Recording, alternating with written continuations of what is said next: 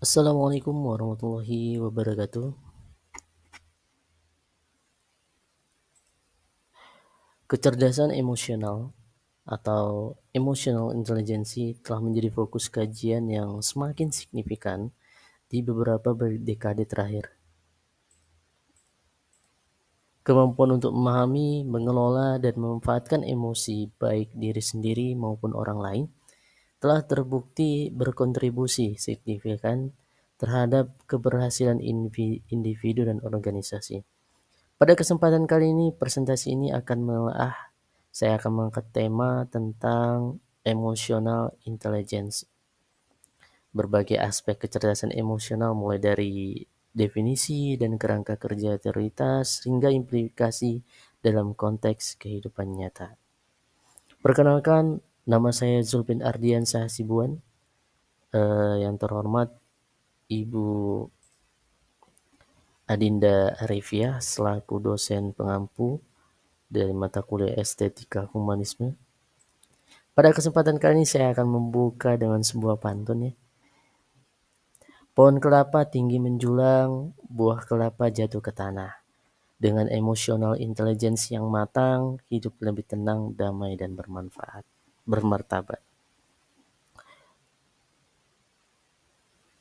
Baik, kita akan mendengar apa itu emotional intelligence. Emotional intelligence atau kecerdasan emosional adalah kemampuan untuk mengenali, memahami, dan mengelola emosi serta emosi orang lain, baik itu emosi sendiri dan emosi orang lain. Ini bukan sekedar tentang merasakan emosi, tetapi juga tentang bagaimana kita menggunakan pemahaman tersebut untuk memandu pikiran dan perilaku kita, sehingga menghasilkan hasil yang lebih baik dalam berbagai aspek kehidupan. Pada kesempatan kali ini, ada 4 pembahasan yang akan kita bahas, yaitu yang pertama fenomena, mengulas sebuah fenomena terkait emotional intelligence yang telah diamati. Yang kedua, implikasi, mencari tahu bagaimana implikasi LI dalam sebuah fenomena. Yang ketiga yaitu aspek-aspek emotional intelligence, yaitu memaparkan apa saja aspek-aspek yang ada pada emotional intelligence. Yang keempat, solusi dan rekomendasi. Artinya puts the scripts and qui consistent la section equi. Pertama, fenomena atau emotional intelligence dalam konteks kemacetan lalu lintas di Medan itu sebuah perspektif multifaceted. Nah, kemacetan lalu lintas di Medan seperti di banyak kota besar lainnya bukanlah sekedar masalah infrastruktur, ia merupakan fenomena kompleks yang mencerminkan interaksi berbagai faktor, termasuk perilaku manusia, dan yang penting tingkat kecerdasan emosional para penggunanya. Nah, ulasan ini akan memberikan perspektif yang lebih lengkap mengenai peran emotional question dalam konteks kemacetan Medan dengan mempertimbangkan berbagai aspek dan implikasinya. Terus apa saja aspek-aspek kecerdasan emosional dalam kemacetan itu?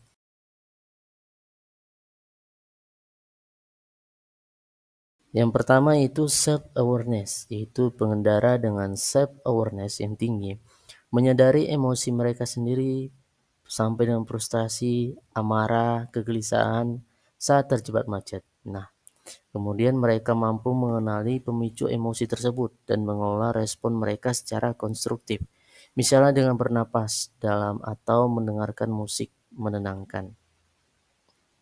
Sebaliknya, kurangnya self-awareness dapat menyebabkan reaksi impulsif seperti menyembunyikan klakson secara agresif atau terlibat dalam perilaku agresif di jalan. Yang kedua adalah self-regulation. Nah, ini berkaitan dengan kemampuan untuk mengendalikan impuls dan emosi.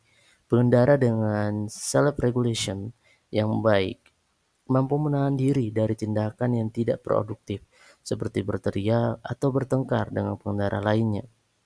Nah, mereka mampu tetap tenang dan fokus pada solusi, seperti mencari jalur alternatif atau merencanakan rute perjalanan yang lebih efisien di masa mendatang.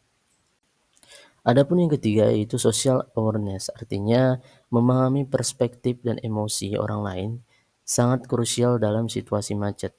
Nah, pengendara dengan social awareness tinggi akan mempertimbangkan dampak perilaku mereka terhadap pengendara lain. Mereka akan lebih berempati, memberikan ruang, dan menghindari perilaku yang dapat memperburuk situasi.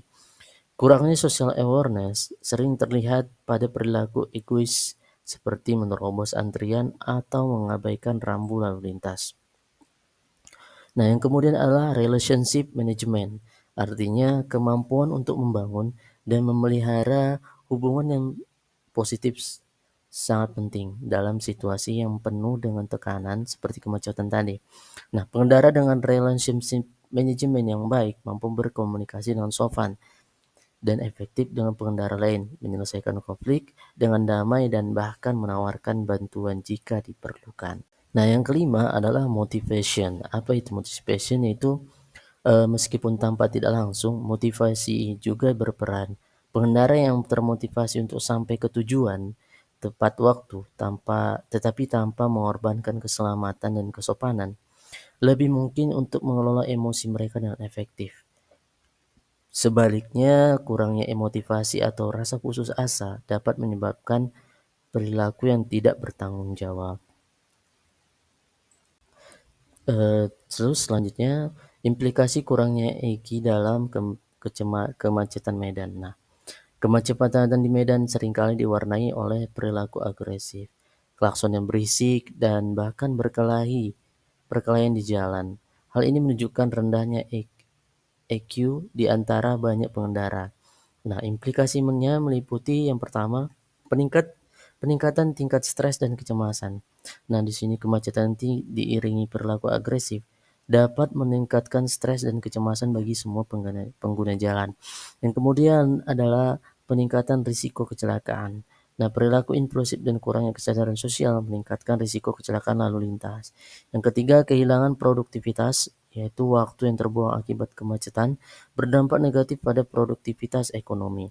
Yang keempat adalah kerusakan lingkungan. Kemacetan meningkatkan emisi gas buang yang mencemari lingkungan. Lalu, bagaimana dengan solusi dan rekomendasinya?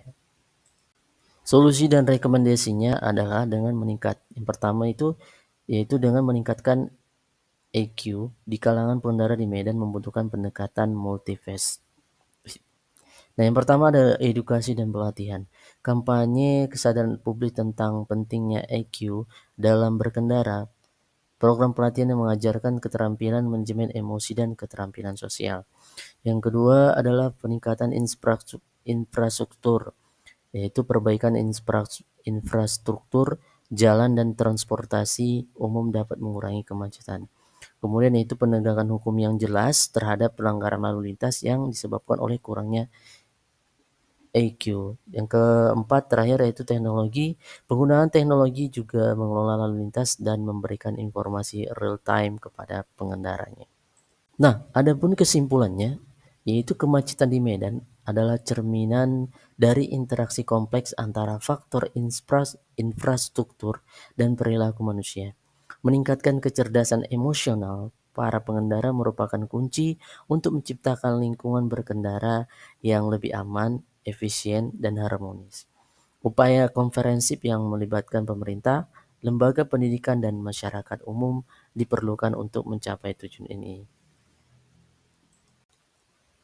Mungkin itu saja yang dapat saya sampaikan, kurang dan saya mohon maaf. Terima kasih kepada semuanya. Sekian dari saya. Assalamualaikum warahmatullahi wabarakatuh.